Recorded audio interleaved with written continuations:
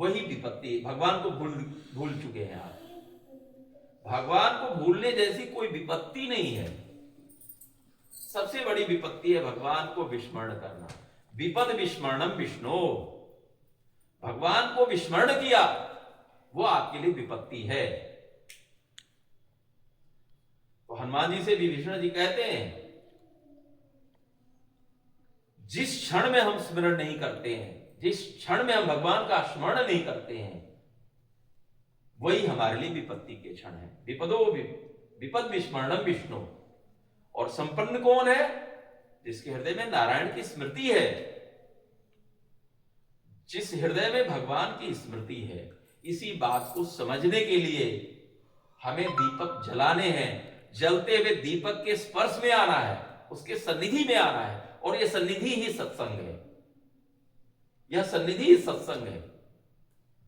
ये जीवन का आपका सबसे अधिक सार्थक समय है। भले हम कोई प्लानिंग से नहीं आए, क्योंकि एक मानसिकता बननी चाहिए कि आज हमारे घर में सत्संग है, रमणीति से संत आएंगे, आज हमारे घर में सत्संग है। मानसिकता बनी है, काम निपटा लिया, अब काम का ध्यान है। कोई दाल चढ़ा रखा होगा, कोई सब्जी मनिया करनी होगी, होना है ना, भोजन तो बनने हैं। लेकिन मन अभी एकाग्र नहीं है। लेकिन हमने कहा भाई जब हम इस घर में आए हैं तो हमें कुछ न कुछ आपको चेतावनी देनी है, सावधान करना है कि जीवन को निरर्थक मत व्यतीत करो। जीवन को भगवान के चरणों में समर्पित करो, भगवान का स्मरण करो, घर में कीर्तन करो। महीने में मुझे तो किसी का आग्रह नहीं आया कभी। और रमणीति यहाँ से पास में है, रमणीति के संत भी सुलभ है। पहले अधिकारी जी महाराज जी आते थे, सुलभ है। आप चाहो तो मैं साल में एक दिन हमारा सत्संग रखो, घर में मन बनाओ कि आज हमें सत्संग सुनना है। कुछ जिज्ञासाएं हैं, उनका समाधान ढूंढना है। कुछ जिज्ञासाएं सबके हृदय में हैं, कुछ संशय हृदय में है, कंफ्यूजन है कि क्या सच में भगवान होते हैं। आप देखो, भगवान के होने में आज के युवा वर्ग संशय करते हैं। लेकिन मैं पूछना चाहता हूं युवाओं से कि क्या भगवान, स्वामी विवेकानंद जी ने ही ऐसे प्रश्न किए थे स्वामी रामकृष्ण परमहंस जी से, आप भगवान हैं तो मुझे दिखाओ। पाश्चात्य वैज्ञानिकों ने भी सिद्ध किया है, पॉजिटिव और वो शुम, सब कड़ियां आपस में जुड़ी हुई हैं। जैसे यहां से हम माला जपना शुरू करते हैं तो यहां आकर के समाप्त हो जाता है, फिर यहां से शुरू कर देते हैं, यहां आकर के समाप्त, और यहां से शुरू। आप ऐसे ही देख लो, कोई ऐसी वस्तु नहीं है आपके आसपास जिसको कि किसी ने बनाया ना हो। ठीक है, आपकी घड़ी अमुक कंपनी की है, टाइटन की है, आपकी टेबल अमुक कंपनी से बनी है, आपके घर में सारा कोई भी वस्तु आपके आंखों से ऐसा नहीं है जो किसी न किसी ने बनाया ना हो। सबने बनाया, किसी ने। इतनी बड़ी सृष्टि चल रही है तो क्या इसको बनाने वाला नहीं होगा कोई?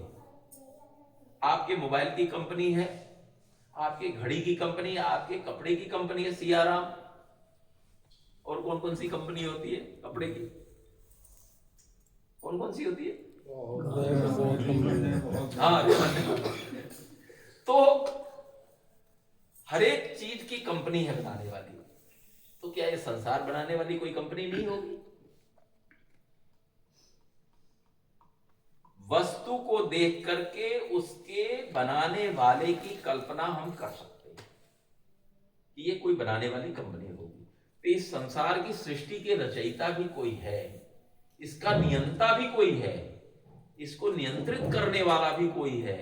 इसके कारण इसीलिए मैंने कहा बी गुड बी हैप्पी। ये एक आधार के नियम है। आपको लगता होगा कि बेईमान लोग, भ्रष्टाचारी लोग बहुत खुश हैं, और जो कुछ भी आपके घर में खुशी है गुड होने की खुशी ही है।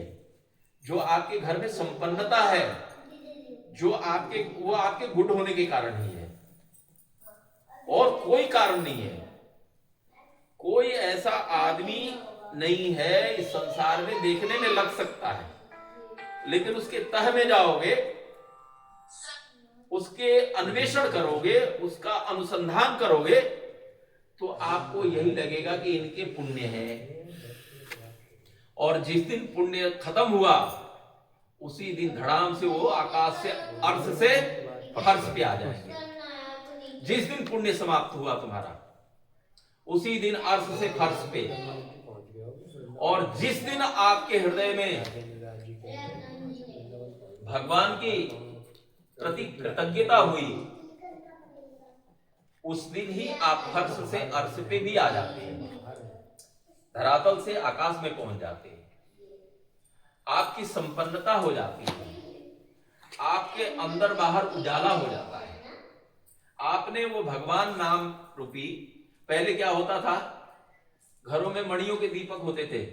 चेयरमैन साहब, मणि दीपक, मणि दीपक, वो तुलसीदास जी, राजा महाराजाओं के बहुत, हाँ, राजा सामान्य घरों में था हमारे प्राचीन भारत में।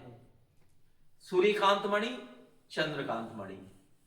सूर्यकांत मणि को हम लोग गर्मी के दिनों में, जाड़े के दिनों में जलाते थे, बाकी दिनों में कपड़े में लपेट के रख देते थे। चंद्रकांत मणि जाड़े के दिनों में, गर्मी के दिनों में, उसमें शीतलता होती, प्रकाश भी होता और शीतलता भी होती, तो दोनों काम हो जाता था। तुलसीदास जी के उस वाणी से हमको लग रहा है कि हमारे सभी घरों में मणिदीप हुआ करते थे। तो उस मणि दीपक को कह रहे हैं, राम जी के नाम को मणि दीपक बनाया। राम नाम मणि दीप धरु, जी दे हरि द्वार। इस देहरी पर, जिह्वा रूपी देहरी पर, तुलसी बाहर भीतर हो, जो चाहसी उजियार। अगर तुम चाहते हो कि तुम्हारे व्यवहारिक जगत में, आंतरिक जगत में उजाला हो, दोनों तरफ, व्यवहारिक जगत में भाइयों के साथ, पिता के साथ, पत्नी के साथ, पुत्र के साथ, उनके साथ उजाला हो, माने प्रसन्नता हो, उनके साथ कोई मतभेद न हो, उनके साथ कोई कष्ट न हो, तो भगवान के नाम का दीपक अपनी देहरी पर, जिह्वा रूपी देहरी पर रखो, मणि का दीपक। तो चंद्रकांत मणि, सूर्यकांत मणि, समयंतक मणि का भी आपने सुना होगा। समयंतक मणि की चोरी का अभियोग लगा था भगवान कृष्ण के ऊपर, उसके कारण फिर बाद में उनका विवाह भी हुआ सत्यभामा से।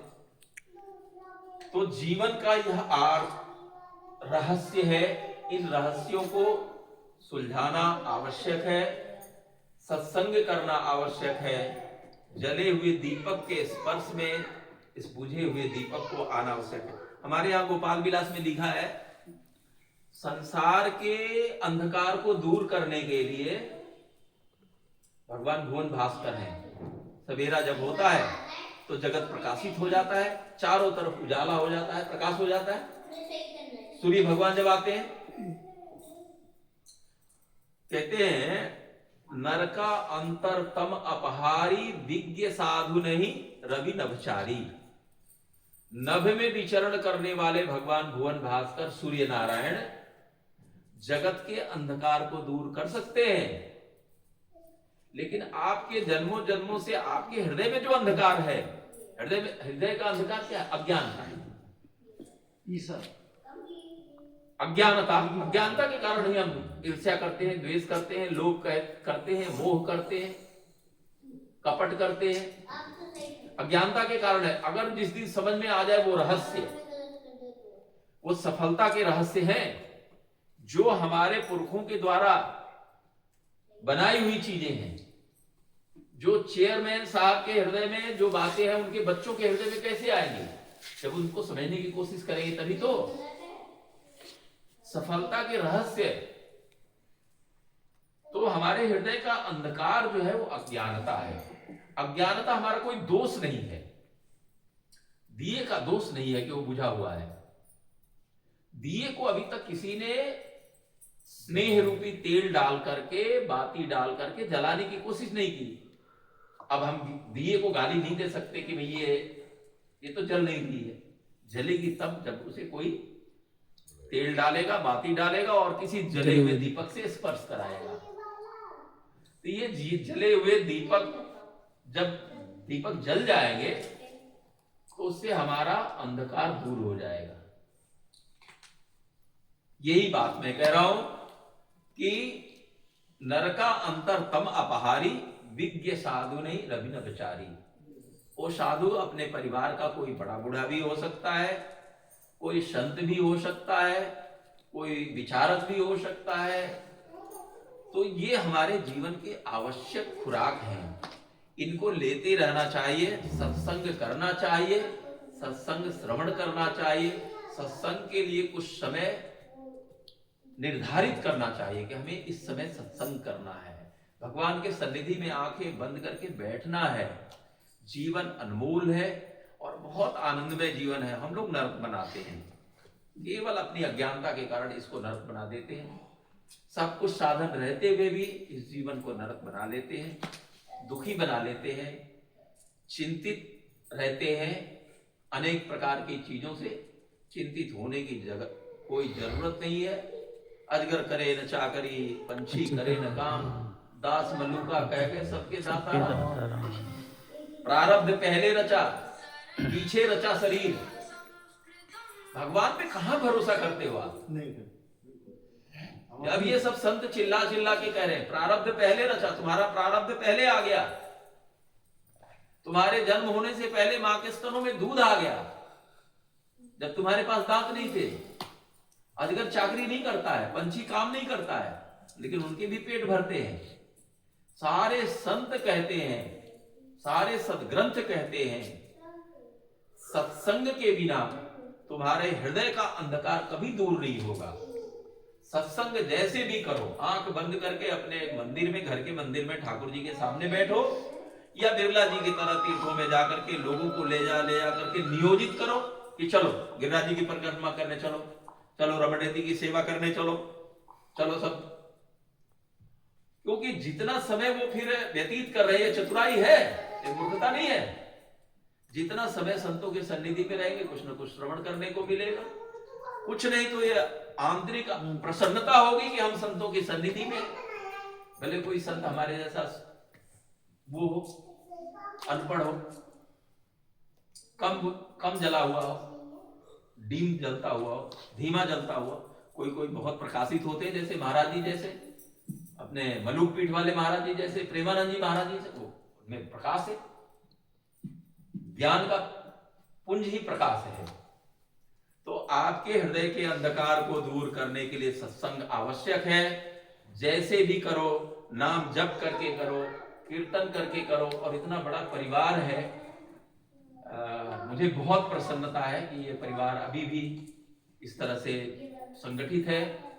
और व्यवधान तो आते हैं, लेकिन धैर्य और संतोष भगवान के ऊपर छोड़ने से बहुत समस्याएं समाधान हो जाता है।